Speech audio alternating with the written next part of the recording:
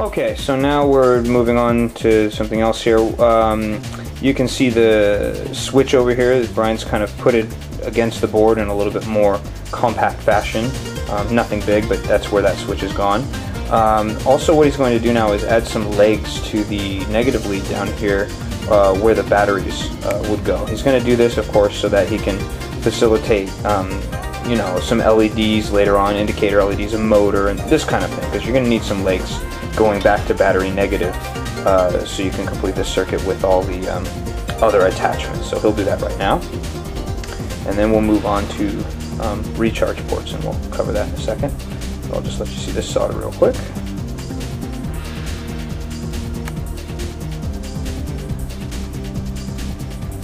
There you go. Nice touch there. Alright, so he's got a few extra legs now on his negative lead to the battery and all this kind of stuff like that. Okay, so then moving on, we have the Canon 2.1 millimeter port. Okay, it's a nice coaxial one where you can cut the circuit at the same time and also be able to use it as a recharge port. You guys probably already know that, and you can get them at the custom saber shop or wherever.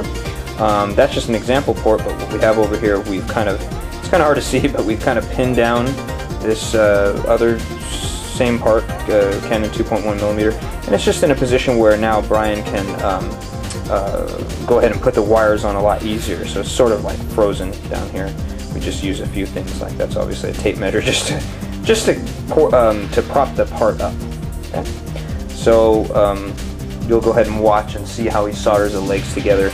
You can see a diagram for how you're supposed to cut the circuit on the custom saber shop, and of course if you put together your charger pin in and you put it all together, you can kind of figure out where all the wires are supposed to go. That's kind of hard to explain, but what I'm basically saying is if you meter it when it's this port here is plugged into the charger and it's going nowhere, like say it's just this little, you know, like I said, just this part, and you plugged it into the charger with the head that goes right into the, you know, right in basically there, then you can meter the pins to find out where the voltage is and all that kind of stuff like that. Okay, so there's several ways to figure out how to do it correctly, and but using the guide never harms it. Okay, and it's just important that you stay consistent how you wire. If you're going to wire positive here, negative here, on the other side for your charger, you want the positive and negative to be correct. Okay.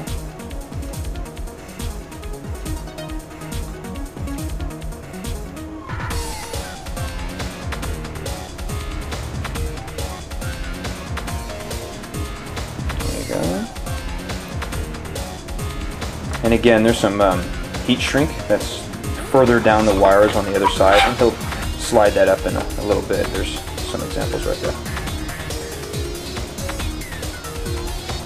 I realize this is going to be difficult for many of you guys to see, but you know, we're just doing our best, and you get a general idea. Remember, this is not a soldering tutorial.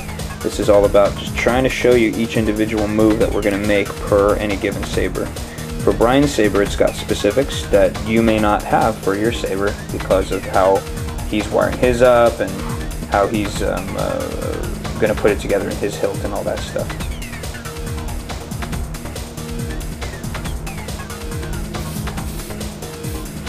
Okay, so essentially what he's got there too is basically the board and battery pack are going to be cut on the negative lead, and the positive lead, basically there's two wires on the positive lead, one going to the board and one going to the battery pack. That doesn't get cut. Okay, so only one lead gets cut. Alright, so there you go. That's the recharge port, and we're almost ready to go here. All he's got to do is attach the batteries, and we're set. So we'll move on to something else. Okay, moving on to something else. Well, that's right. Something else is, now it's just done. I mean, the wiring. So what we have down here is you'll be able to see that we've got the kill pin in. Okay, it's just a little makeshift kill pin. So we're ready to kind of connect up all the parts and then show it to you. So Brian will do that. First he'll connect the speaker. Okay, and he's got a quick disconnect on it, and that's why all this stuff's going to be real easy. Then he can connect the battery pack. And of course nothing should happen because the kill pin is still in. And then he'll connect the LED. And of course that's attached to this blade holder, as you can see. There you go. And now he can go ahead and pull the kill pin, and you'll hear it do the boot sound and all that.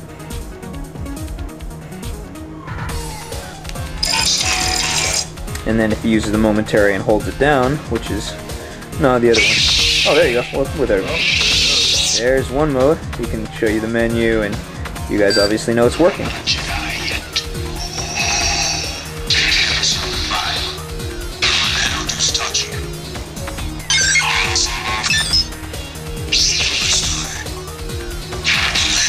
He gets to select any mode he wants and go for it.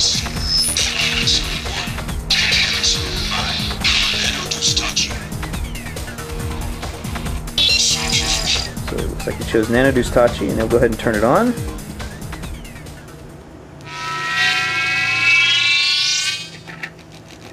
And you can see we have a kind of a pulsing glow with that one. But there you go. Saber's done. Now we'll just have to put it all in the hilt. We might be able to show that to you in a video, but we'll have to see how that goes. Come on, actuate some clashes and stuff on there. Yeah! Alright. Well, this is... Whoa, we gotta get low for this one. This is Novastar and Gundamaniac. Peace out and have fun with your lightsabers. Ow!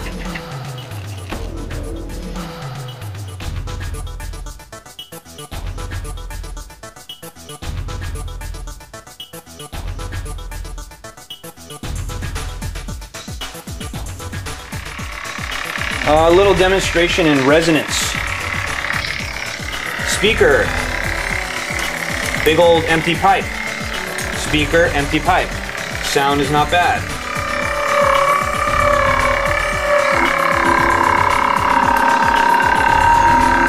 I'm assuming you can hear the difference. Near, far. Near, far.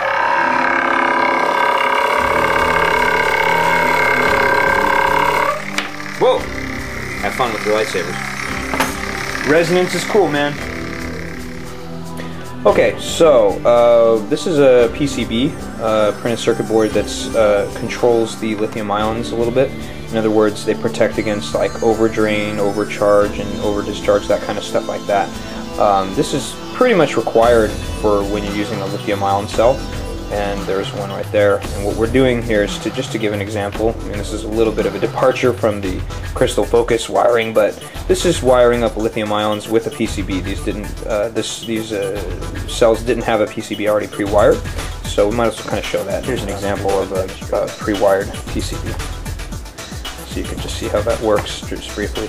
These contacts here would go to the board, or whatever you're going to power. Obviously, it'd be some kind of board. I don't know. Or maybe it just goes directly to the LED. It really depends on how you're going to set up your pack. These other wires here, for this pack, one to the positive of one cell, one to the negative of the other cell. And this lead, which is pretty difficult to see, will actually bridge the cells here on the other side. And that's your kind of common in the center.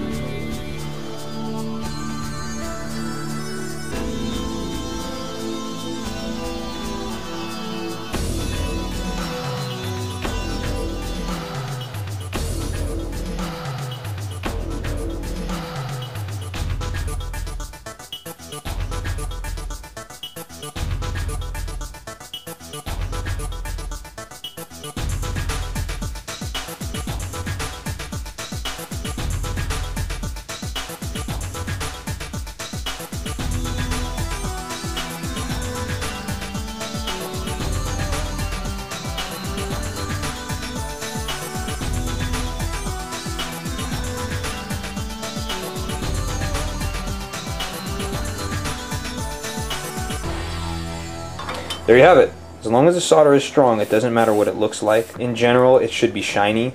Doesn't necessarily mean it will break if it's not smooth and shiny, but that's a good sign that your solder is strong. Okay? Very good. So enough of that for now. That's the end of it. Alright.